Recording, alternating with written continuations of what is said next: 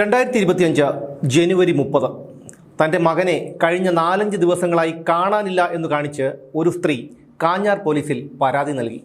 കാണാതായത് മേലുകാവ് എരുമാപ്ര പാറശ്ശേരിയിൽ സാജൻ സാമുവൽ എന്ന 47-കാരനെ. ഇടുക്കി, എറണാകുളം ജില്ലകളിൽ നിരവധി ക്രിമിനൽ കേസുകളിലെ പ്രതിയായിരുന്നു ഈ സാജൻ.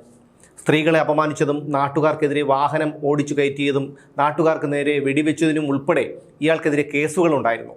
കാപ്പയും ഇയാൾക്കെതിരെ ചുമത്തിയിരുന്നു.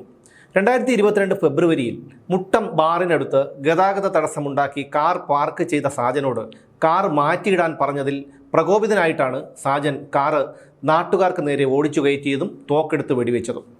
സാജനെതിരെ പരാതി കൊടുക്കാൻ ആർക്കും ധൈര്യമുണ്ടായില്ല. അതുകൊണ്ട് തന്നെ പോലീസ് കേസെടുത്തുമില്ല. എന്നാൽ 5 മാസം കഴിഞ്ഞ് ഓഗസ്റ്റിൽ ഇയാളെ കാപ്പ ചുമത്തി പോലീസ് അറസ്റ്റ് ചെയ്തു. പൊൻകുന്നം, മരങ്ങാട്ടുപള്ളി, മേലുകാവ്, പാല, കാഞ്ഞിരപ്പള്ളി, കോതമംഗലം, മൂവാറ്റുപുഴ, കട്ടപ്പന, മുട്ടം, തൊടുപുഴ എന്നീ പോലീസ് സ്റ്റേഷനുകളിലൊക്കെ നിരവധി കേസുകളിലെ പ്രതിയായിരുന്നു സാജൻ. 2018 മെയ് മാസത്തിൽ കോതമംഗലത്തെ മരിയ ബാറിൽ വെച്ച് ബിനു ചാക്കോ എന്നൊരാളെ കൊലപ്പെടുത്തിയ കേസിലും പ്രതിയായിരുന്നു സാജൻ. കയ്യിൽ കഠാരയുമായി സാജൻ സാമുവൽ പാല മജിസ്ട്രേറ്റ് കോടതിയിലേക്ക് വരുന്നുണ്ടെന്ന ഒരു ദിവസം പോലീസിന് വിവരം കിട്ടി. അങ്ങനെ പോലീസ് കോടതിയിലേക്ക് പാഞ്ഞെത്തി. അവിടെ അവർ സാജനെ കണ്ടെത്തി. അയാളെ പരിശോധിച്ചു. നോക്കിയപ്പോൾ തങ്ങൾക്ക് കിട്ടിയ വിവരം ശരിയാണ്. സാജൻ്റെ പക്കൽ ആയുധമുണ്ട്. പോലീസ് പിടികൂടിയതോടെ സാജൻ്റെ സ്വഭാവം മാറി. കോടതിയാണെന്നൊന്നും നോക്കിയില്ല. SHOയെ തട്ടിക്കളയുമെന്ന് ഭീഷണിപ്പെടുത്തി. അതായിരുന്നു സാജൻ. അങ്ങനെയിരിക്കെ പോലീസിന് ഒരു വിവരം കിട്ടുന്നു. ഈ വിവരം അറിയിച്ചത് ഒരു ഓട്ടോറിക്ഷ ഡ്രൈവറുടെ അച്ഛനായിരുന്നു. 2025 ജനുവരി 30 രാത്രി 10 മണിയോടെ എരുമപ്രയിലെ ഒരു ഓട്ടോറിക്ഷ ഡ്രൈവറെ ഓട്ടം പോകാനായി 4-5 പേർ വിളിക്കുന്നു. ഓട്ടം വിളിച്ചവരെ ഡ്രൈവർക്ക് മുൻപരിചയമുണ്ട്. ഫോണിലാണ് ഇവർ ഡ്രൈവറെ വിളിച്ചത്. ഇവരുടെ താമസ സ്ഥലത്തേക്ക് ചെല്ലാനാണ് പറഞ്ഞത്. വരുമ്പോൾ കുറച്ച് സിമൻറ്റും ഒരു ടാർപ്പായിയും കൂടി വാങ്ങിക്കൊണ്ട് വരണം. ഇങ്ങനെയാണ് ഓട്ടം വിളിച്ചവർ പറഞ്ഞത്. അന്ന് ഓട്ടം കുറവായതുകൊണ്ട് ഡ്രൈവറുടെ കയ്യിൽ പണമില്ലായിരുന്നു. അതുകൊണ്ട് സിമൻറ്റും ടാർപ്പായും കിട്ടിയില്ലെന്ന് അയാൾ ഓട്ടം വിളിച്ചവരോട് കള്ളം പറഞ്ഞു. കിട്ടിയില്ലെങ്കിൽ സാരമില്ല, ഇങ്ങ് പോന്നോളൂ എന്ന് ഓട്ടം വിളിച്ചവർ പറഞ്ഞു.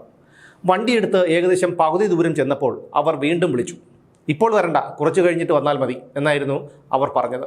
ഡ്രൈവർ മടങ്ങിപ്പോന്നു. രാത്രിയായപ്പോൾ അവർ വീണ്ടും വിളിച്ചു. കുറച്ച് ആക്രി സാധനങ്ങൾ കൊണ്ടുപോകാനുണ്ട്, ഒന്ന് ഇവിടം വരെ വരണം എന്ന് പറഞ്ഞു. അപ്പോൾ ഈ ഓട്ടോറിക്ഷ ഡ്രൈവർ വീണ്ടും വണ്ടിയെടുത്ത് അവരുടെ താമസ സ്ഥലത്തിനടുത്തെത്തി. അപ്പോൾ ഓട്ടം വിളിച്ചവരിൽ ഒരാൾ ഈ ഓട്ടോ ഡ്രൈവറുടെ അടുത്തേക്ക് എത്തി. നമുക്ക് ചായ കുടിക്കാൻ പോകാം എന്ന് പറഞ്ഞ് അപ്പോൾ തന്നെ അയാൾ ഈ ഡ്രൈവറെയും വിളിച്ചു കൊണ്ട് അങ്ങോട്ട് പോകാൻ നോക്കി. വേണ്ട വേണ്ട, എനിക്കിപ്പോൾ ചായ വേണ്ട. അത് സാരമില്ല, ഒരു ചായ കുടിച്ചിട്ട് നമുക്ക് പെട്ടെന്ന് ഇങ്ങ് വരാം, അപ്പോഴേക്കും അവരും ഇറങ്ങും. അങ്ങനെ അയാൾ നിർബന്ധിച്ച് ഓട്ടോക്കാരനെ ചായ കുടിക്കാൻ വിളിച്ചുകൊണ്ടുപോയി. അവർ ചായ കുടിച്ച് തിരിച്ചു വന്നപ്പോഴേക്കും ഓട്ടോയുടെ പിന്നിൽ എന്തോ ഒരു ചാക്ക് കെട്ട് കയറ്റിയിരുന്നു ഈ മറ്റുള്ളവർ. ഇതെന്താണ്? ഓട്ടോക്കാരൻ ചോദിച്ചു. ഇത് വണ്ടി ഇടിച്ച് ചത്ത ഒരു കാട്ടുപന്നിയാണ്. അയാൾ മറുപടി പറഞ്ഞു, ഇത് വണ്ടിയിൽ കയറ്റാൻ പറ്റില്ല, ഫോറസ്റ്റുകാർ അറിഞ്ഞാൽ കുഴപ്പമാകും. ഓട്ടോക്കാരൻ വിസമ്മതിച്ചു. അത് സാരമില്ല, ആരറിയാനാണ് എന്നൊക്കെ പറഞ്ഞ് സമാധാനിപ്പിച്ച് ഓട്ടോറിക്ഷ ഡ്രൈവറെ ഇവർ സമ്മതിപ്പിച്ചു. ഓട്ടോയിൽ 7ഓളം പേർ കയറി. വണ്ടി പോയത് മൂലമറ്റം ഭാഗത്തേക്കാണ്. പോകുന്ന വഴിയിൽ 2 പേർ ഇറങ്ങി. 800 രൂപ ഓട്ടോക്കാരന് കൂലി കൊടുത്തു.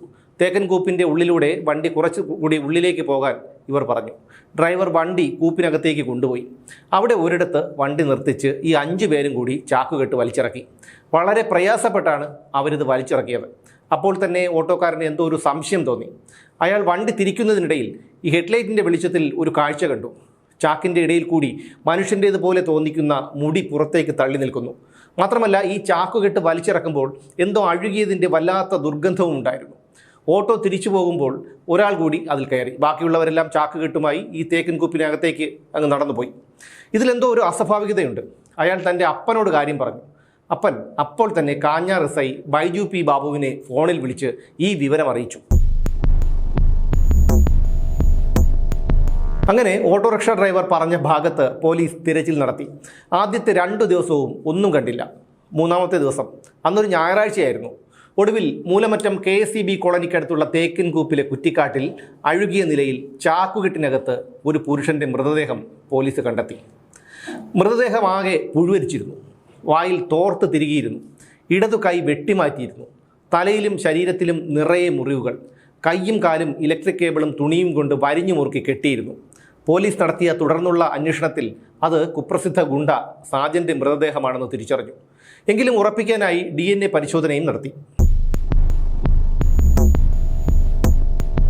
സാജന്റെ കൊലപാതകവുമായി ബന്ധപ്പെട്ട് 7 പേരെയാണ് പോലീസ് അറസ്റ്റ് ചെയ്തത്. ഇവരെല്ലാവരും ലഹരി കേസുകളിലും മോഷണ കേസുകളിലും പ്രതികളായിരുന്നു. അറസ്റ്റിലായ പ്രതികൾ വെളിപ്പെടുത്തിയത് ഞെട്ടിപ്പിക്കുന്ന കാര്യങ്ങളായിരുന്നു. സാജനുമായി ഒരുമിച്ച് പലപ്പോഴും ഇവർ മദ്യപിക്കാറുണ്ടായിരുന്നു. ഇവർ തമ്മിൽ സൗഹൃദവും ഉണ്ടായിരുന്നെങ്കിലും ചില കാര്യങ്ങളിൽ തർക്കങ്ങളും ഉണ്ടായിരുന്നു. എരുമപ്ര CSI പള്ളിയുടെ പെയിന്റിംഗ് ജോലികൾക്ക് വന്നപ്പോഴാണ് ഈ പ്രതികളും സാജനും തമ്മിൽ പരിചയത്തിലാവുന്നത്. തങ്ങളിൽ ഒരാളെ കൊലപ്പെടുത്തുമെന്നുള്ള ഭയം കൊണ്ടാണ് സാജനെ കൊലപ്പെടുത്തിയത് എന്നായിരുന്നു ഈ പ്രതികൾ പോലീസിനോട് പറഞ്ഞത്. സാജൻ കൊല്ലപ്പെടുന്ന ദിവസവും എല്ലാവരും കൂടിയിരുന്ന് മദ്യപിച്ചു. പ്രതികളുടെ താമസ സ്ഥലത്ത് വെച്ചായിരുന്നു ഈ മദ്യപാനം. മദ്യം തലയ്ക്ക് പിടിച്ച സാജൻ കൂട്ടുകാരുമായി വഴക്കുണ്ടാക്കി. അതോടെ അവരുടെ സകല നിയന്ത്രണങ്ങളും വിട്ടു. സാജനെ അവർ മർദ്ദിച്ചു. അയാളുടെ ഒരു വൃഷണം ചവിട്ടി തകർത്തു. മറ്റേ വൃഷണം മുറിച്ചെടുത്തു. ജനനേന്ദ്രിയം 2ആയി മുറിച്ചു. ഒരു കൈ വെട്ടിയെടുത്തു. നിലവിളിക്കാതിരിക്കാനായി വായിൽ തുണി കുത്തി കയറ്റി. കമ്പി വടി കൊണ്ട് തലയ്ക്കടിച്ചു. അതോടെ അയാളുടെ ശരീരം നിശ്ചലമായി. ആദ്യം പിടികൂടിയത് 4ാം പ്രതിയായ ഷാരോൺ ബേബി എന്ന ചെറുപ്പക്കാരനെയായിരുന്നു. പിന്നീട് അഖിൽ രാജു, രാഹുൽ, അശ്വിൻ കണ്ണൻ, ഷിജു ജോൺസൺ, പ്രിൻസ് രാജേഷ്, മനോജ് രമണൻ, വിഷ്ണു ജെയിൻ എന്നിവരെയും അറസ്റ്റ് ചെയ്തു. സാജനെ കൊല്ലാൻ ഉപയോഗിച്ച വാക്കത്തി മൂലമറ്റത്തെ കനാലിൽ നിന്ന് ഫയർഫോഴ്സ് കണ്ടെടുത്തു. പാലാ DYSPയുടെയും കാഞ്ഞാർ പോലീസിൻ്റെയും നേതൃത്വത്തിൽ പ്രതികളെ സംഭവ സ്ഥലത്തെത്തിച്ച് തെളിവെടുത്തു. യഥാർത്ഥത്തിൽ സാജന്റെ മരണത്തിൽ സന്തോഷിക്കുന്നവരാകും ഏറെയും. നിയമവാഴ്ചയെപ്പോലും വെല്ലുവിളിച്ചുകൊണ്ട് നടക്കുന്ന സാജനെ പോലെയുള്ളവർ സമൂഹത്തിന് ഭീഷണിയാണ്. ഒരു കണക്കിന് അതിക്രൂരമായ മരണം അയാൾ ചോദിച്ചു വാങ്ങിയതാണ്. ഇത് മറ്റുള്ളവർക്ക് പാഠമാകുന്നില്ല എന്നതാണ് അത്ഭുതം. ഇവിടെ കർശനമാകേണ്ടത് നിയമവ്യവസ്ഥയാണ്. കരമുടുക്കിയ 2 രസീതുകളും ഒരു വക്കീലും ഉണ്ടെങ്കിൽ എന്ത് കുറ്റകൃത്യങ്ങളും ചെയ്യാം എന്നതാണ് ഇപ്പോഴത്തെ അവസ്ഥ. അതിന് മാറ്റമുണ്ടാകണം. എന്നാൽ മാത്രമേ ഈ സാജനെ പോലെയുള്ളവർ ഇനി ഉണ്ടാകാതിരിക്കൂ.